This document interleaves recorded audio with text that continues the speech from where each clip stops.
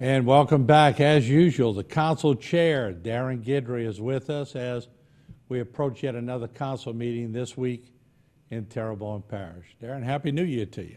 Well, Happy New Year to you as well. And, you know, as council chair and as a councilman, I want to tell you how much I appreciate you giving us this airtime to let our constituents know what's on our agenda, so that way they can make plans if they think they should attend, or they can weigh into their local council members on an issue that we maybe discuss. Yeah, and it's so important. We have so many issues to talk about. You wouldn't think that lighting, for instance, would be such a big topic, but we all know after Ida, lighting is a big topic. Where are we with lighting right now? Street lighting, we still, all the council members get tons of phone calls concerning street lighting because it's a safety issue. Fortunately, the FEMA process has been complete up to the point that we have actually hired contractors and given them notice to proceed. So December 1st, they began the repairs on all of the street lights within the Terrebonne Parish Council system and in part of Entergy's system as well, to repair the fiberglass and the aluminum light poles. Mm-hmm. And then the decorative lighting is going to construction this week. So they should begin repairing the decorative lighting, ordering what needs to be ordered and done. They have 150 days to complete the project. So hopefully it won't take that long. They don't get paid until they finish, so they have an incentive to do it quick. So I'm hoping within the next 6 months, maybe we can have all these lights repaired, finally. But once again, when you were elected to be a council person, especially as council chair, I bet you never thought, okay, I'm going to be dealing with lighting. Of course, we didn't know we'd have a Hurricane Ida roar through. It sort of derails the plan, but it changes the plans. You got to be sort of fluid when you're dealing with all this, don't you? Well, when I first became a councilman in my district 7 years ago, the lights on St. Charles, half of them were burnt out. Mm-hmm. And I looked and I said that, we got to concentrate on getting the lights fixed that we can do. Mm-hmm. And it took me probably about a year or so to get every light working in the district. Mm-hmm. And it was a battle to keep them going. Well, then Katrina knocks out over 2,000 lights. Then you got to deal with supply chain issues and everything else. It's just been a monumental task. I can't wait to put Ida behind us once and for all. Yeah. And it's not going to happen at least for another year, but hopefully after that year, we can say bye-bye, Ida. I think I've asked you this before, but does it change the way that you or other council people approach lighting? And is there maybe in the future set lighting plans that way one subdivision doesn't have this lighting, another one has different lighting? I guess it makes it a little more difficult to get lighting, but it sort of takes a little freedom away from contractors to make something a little more elegant, right? Exactly, and I think we need to have some type of standards in our road lighting department. If we're going to accept road lighting into the parish for maintenance from a developer, I think it has to be from a set system, light system, so we can have spare parts. If it's going to be a decorative light, it's going to have to be a standard decorative light that is common throughout Terrebonne Parish. But the idea of letting the contractors pick whatever the cheapest decorative light that they can find at that particular point in time and put it up, and then the parish take over the responsibility to maintain those lights, I think we got to make that come to an end. And that was probably fine back in the day when developers were wanting to do a little extra. But reality hits after Ida hits. Sort of brings everybody to a standard, doesn't it? That's it. And I think we're well on our way at least to repairing what we have now. And in the future moving forward, we need to make sure that we have a better preparation, because we know storms are going to continue to hit and lights are going to continue to blow down.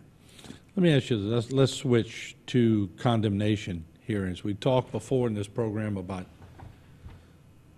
people they get lax, they don't take care of their stuff, or insurance companies don't pay them quick enough, so a lot of people have different reasons for doing different things. But condemnation hearings are often running. I think y'all have over 20 things to discuss at this meeting. Is that correct? Correct. At our committee meeting, we will introduce 20 properties for condemnation. Now, what we do is we introduce them for condemnation, and then we have a process that they have to notify the landowners and such, and it goes before it goes into the hearing itself. So all we're doing is we're calling a condemnation hearing on 20 properties. We can't do 1,000 properties at a time. We can only do them in blocks because the meetings would last too long, the hearings would last too long. So we do them in usually 20 properties at a time. So we have 20 properties here. What I would like the residents of Terrebonne Parish to know is if you have a property next to your home or in your neighborhood that you believe is blighted, that possibly qualifies for condemnation, you can call our nuisance abatement department, which is area code 985-873-6563. That's 873-6563, and you can report that property. You know, some of the things that our nuisance abatement people look for is, does it have electricity? If it doesn't have electricity and they're not able to connect to electricity because it's not in a state of repair, that is a property that is possibly in need of condemnation. I've talked to a few council people about is trash, especially on Grand Caillou, just a ton of trash. I know y'all been talking about it and looking into it. It's concerning to a lot of residents in the area. One councilman, Danny Babin, even wants to up the penalty when it comes to dealing with trash. Your thoughts on that? I guess post-Ida, we can expect trash, but we can do something about it if we just let it fly out the trailer, right? No doubt. And in order to deal with litter, it's a three-prong approach, right? It's education, it's enforcement, and it's also the empowerment, or having people actually participate in the program. Now, how do you get that going? Through education has to be a big part of this. You know, we're going to have a major education. We also have a major enforcement. So I think increasing fines help, but then you have to tell people what the increased fines are, and you have to encourage people to report those people for fines. You see all the time, you know, garbage flying out of the back of people's pickup trucks. Most of the garbage you see, I can tell you, there's not a whole lot of people who throw garbage out of their windows, but a lot of garbage is flying out of vehicles.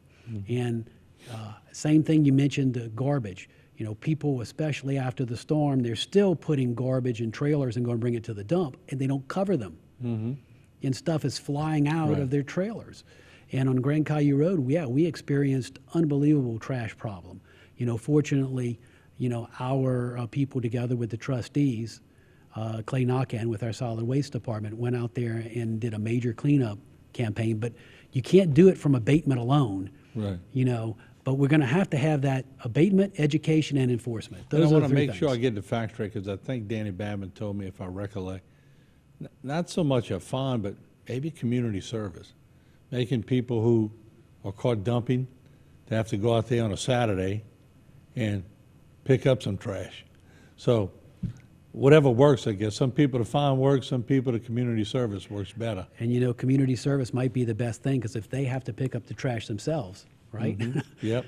Then maybe they'll get the picture. So we'll keep an eye on that, because it may sound trivial sometimes to the public what we're talking about these things, because some people in certain areas don't see a lot of trash. Trust me, when you go through the tunnel, when you turn down Grand Caillou, you see a lot of trash. You see a lot of trash on 90 from Homer to Morgan City. You see a lot of trash. So it's not isolated to one specific area. It's in general, but if people roll the meshes over their trailers, probably stop 80% of that. Let's talk about the derelict vehicles that we've been seeing. I think you were telling me before the show there was actually a trailer that was... Well, there was nothing on the books to deal with derelict vehicles, automobiles. Up until, you know, when I came into office, Councilman John Navy and I worked closely together to add derelict vehicles in our nuisance abatement to allow us to be able to remove vehicles that are just junk vehicles that people have that can be a danger, right? Well, yeah, there's always, every time you turn around and think you've covered everything, there's always something new. I received a phone call from our parish risk management department. I guess it was, I don't know, maybe 6 weeks ago, because somebody had abandoned a mobile home, a full-size, single-wide mobile home on side the road, and just left it. And we really didn't have anything in place as far as what do we do. Now the state has a process of how to deal with a mobile home, but that includes a notice, a certain amount of time, getting a court order. We can't do that, a safety issue right on side the highway. That's, This was a parish highway road? This was, I believe it was a state highway. Yeah. But it's still I can't remember which road still it blocking was. traffic in the local area. Well, it was causing a safety issue, because anytime somebody has to kind of get out of the lane to avoid an obstacle, or if somebody slightly goes off the road, Yeah. it becomes a danger. So, I hooked up I know several mobile home movers, because, I own a mobile home park. And so we got situated with a mover, and we were preparing to go ahead and just move it and deal with it afterwards. But fortunately, we were able to get in touch with the owners, who was unaware that the moving company had abandoned it. And he was able to get somebody out there to move it. So what we need to do is we need to now address that in our laws. And so in our nuisance abatement derelict vehicles, we're expanding it to also include mobile homes, and we also expanded it for the future, which is travel trailers. What happens when the days of FEMA trailers, right? But I would you imagine have- that the parish president, or maybe you even as a chairperson through the council, can do a emergency declaration to move these things. But I agree with you. This would solidify it and just put the legal verbiage to it. Done deal. That's it, and that is on our agenda to introduce an ordinance. It'll hold over for 2 weeks. And then if anybody has any, would like to come to the public hearing and weigh in on it, they can. But that's what it's doing. It's adjusting our nuisance abatement for derelict vehicles to also include mobile homes and travel trailers. I would imagine that would be one of those that you don't get any pushback from, except from maybe the next person who's thinking about dumping his trailer on the side of the road. And they probably won't be showing up to our meetings, so I can't Yeah. imagine anybody opposing this. It's time now. Pick a new chairman. It's coming up. I think you have a few days left. Let's educate the public a little bit. Whether it's you or whoever it is, we've had chairmans throughout the history of Terrebonne Parish or Lafourche, wherever you're watching, Morgan City. How does it change when you're elected council? You have your district. When you're chairperson, you got a lot of other responsibilities. Take us through it. Well, do understand a chairperson does not make that person any more powerful than a councilman. And it doesn't make that person any weaker. The main function of a chairman is, of course, you run the meetings. It's when you run the meetings, you just make sure they go according to procedure.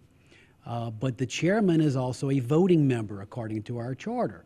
So in some meetings, Robert's Rule says the chairman only votes in case of a tie. But that's not in our case. A chairman can actually vote to create a tie and kill an ordinance or a resolution as such. So it doesn't reduce the power of the chairman, but the chairman has no other greater power than a council person. Now, we approve the agendas. With that said, council members put agenda items on. The chairman just makes sure that it all flows on the agenda. Doesn't stop the council themselves from making a motion at a meeting to put something on the next agenda. And then the council chairman's bound by that. So in other words, the council chairman is not a super powerful. It just makes sure that the meetings are running according to It's schedule. more and logistical than anything. it's more just to recognize a councilman that wants to be recognized, and just to keep it flowing at the meetings. Now, the other thing that the chairman is the chairman is the department head. So the staff, and we have a staff right now of 3 employees, I sign their timesheets. But with that said, the chairman does not have the power to fire a staff member. The council as a whole has to do that. So it doesn't make the chairman any more powerful. It just means that the chairman is the one who just signs off on the You have time administrative duties, but when it comes to the hiring and firing, full council vote. Exactly, and of course, we had, during my term, I served as chairman for the last 2 years. We will have a new chairman next year because, I told my fellow council members 2 years is enough. Yeah.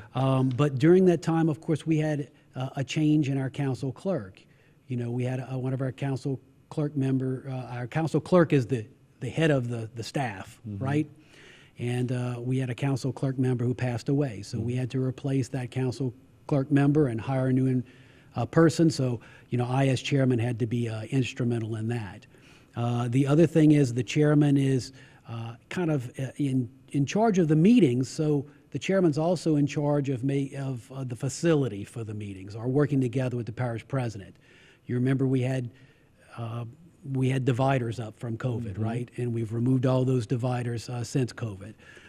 We also, I started something the very first year I was chairman, and that is to upgrade the audio-video equipment. No doubt. I remember you talking to me about Believe it or not, it shows you how government takes. I went ahead and served chairman for the second year to try to fulfill that and see it through. That is going to construction, by the way, after our meeting on Wednesday. So Monday's Martin Luther King Day. They're going to start on Tuesday. They're going to pull all the old system out and put the new system in. And we're going to try to see, we might have to do something temporary for our second meetings in January. But for our first meeting in February, we should be on the new system, high definition, right? Audio better, much better control systems. It'll be easier on the council members, and it'll be better on the constituents watching our meetings. And it'll also help you as far as HTV to be able to tie in with what But we're if y'all doing. need us in the interim while you're making the change, just let us know. Right.